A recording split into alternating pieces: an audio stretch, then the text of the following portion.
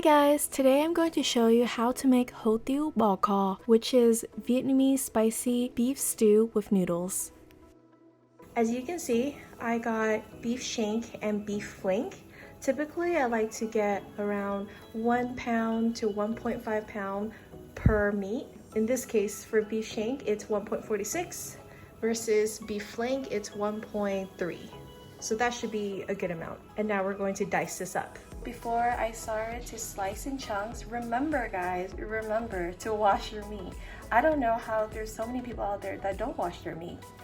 But yes, wash your meat, y'all.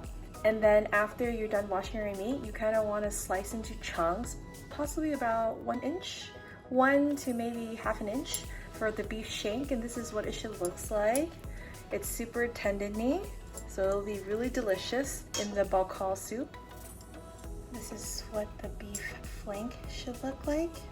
So I cut it to 1 inch. Typically, the reason why you want to cut it to 1 to 1/2 inch is because the bigger it is, the better. Because you're basically simmering all this meat into your beef soup, and meat is going to shrink in broth. So make sure that you cut into this chunk. Otherwise, later on, once it's done cooking, you're gonna be like, how come my meat is so small?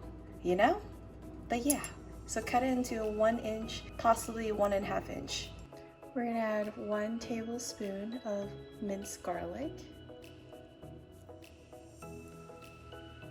Add 1 tablespoon of salt. Add 1 tablespoon of pepper. Add 2 tablespoons of chili oil. You're going to want to mix your meat.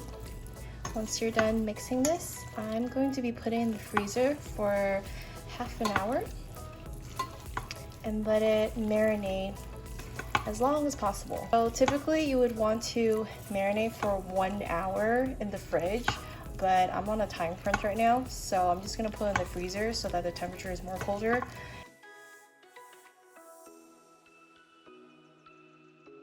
I'm going to char the ginger and onion until you see black lines on both of them. After charring the onion and the ginger, this is what it should look like. You see how it's like stripes right here, and then I flip it over to do this side. The point of charring the onion and ginger is so that the aroma of these vegetables will come out. It'll just make your soup smell and taste better. I'm going to add the charred onion into the broth, and I'm gonna add the ginger. Be adding rock candy into the pot. I'm going to be putting 1 jar everything into this pot, but as you can see, probably gonna have to scoop it in.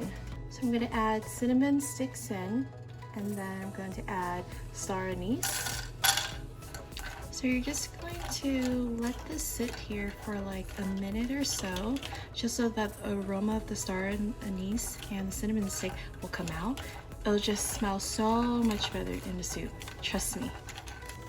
Add star anise into the pot. Then add 1 cinnamon stick into the pot as well. Add 1 can of tomato sauce, and this one is approximately 15 ounce because my pot is actually really big. So throw everything in.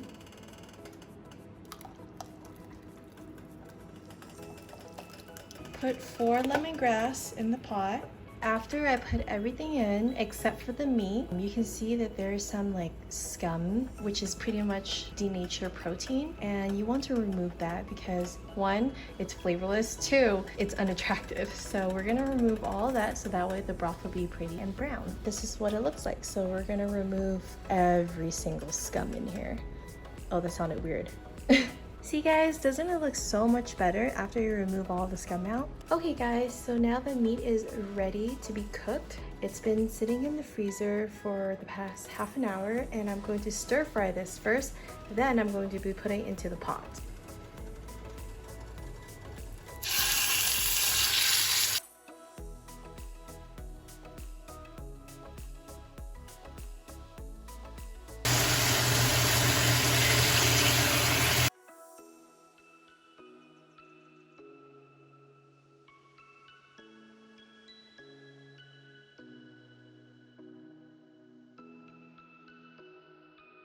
So pretty much with this pot, I'm going to let it simmer for 6 hours long.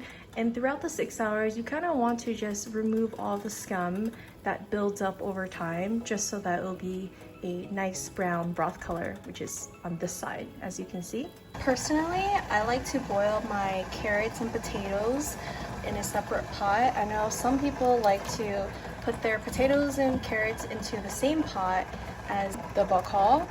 However, I like to do it like this, and let me show you why.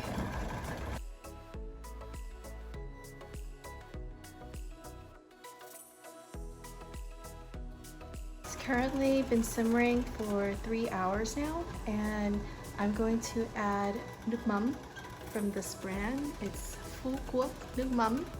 And I'm going to add some into the pot. And remember to adjust to your taste. You don't want to add too much. I like to add nước mắm during midway of the simmering. At the end of the 6th hour, that's when I'm going to add a little bit more just for flavoring and taste. Add 2 tablespoons of salt. I'm currently removing the scum that is the top layer of the broth. Now you're going to add these diced potatoes in.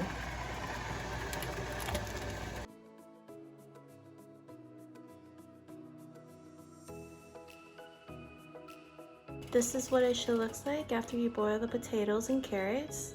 So I made sure that I boiled them to the point where they're tender.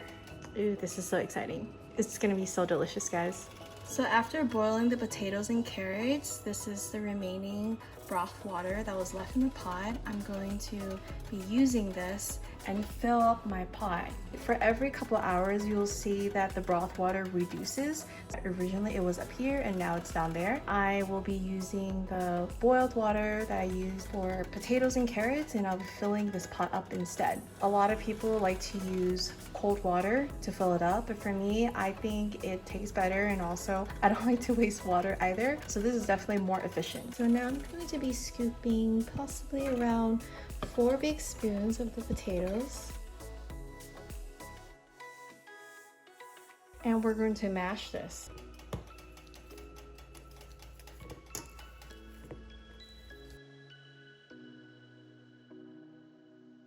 The reason why I'm putting mashed potato in the pot is because with the Vietnamese bok choy, it's actually beef stew soup, and stew soups are typically thick.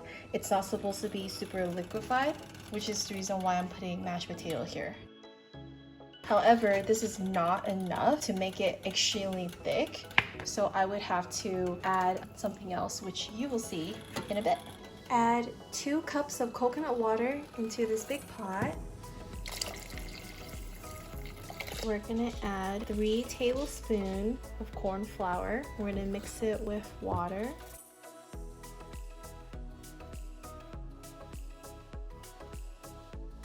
Okay, so now I'm gonna pour it in.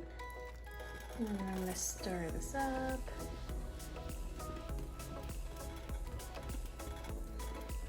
And I'm gonna let this simmer for another hour. And that's actually gonna be the 6th hour. So it will be completely perfect by the time it's time to serve. This here is annatto seed, and I pretty much stir fried it with oil so that way the red color of it will come out. And I'm just gonna put it in the pot. This is not important. It's more of the cosmetic of your pot. And this is what it should look like. If you can see the red oil, that's the annatto seed. Once the bok choy has been cooked and simmered for 6 hours long, it is now ready to serve. You can garnish your bowl with the following herbs such as basil, green onions, cilantro, and white onions. Then you place the carrots and potatoes into your bowl and you just pour the beef stew on top.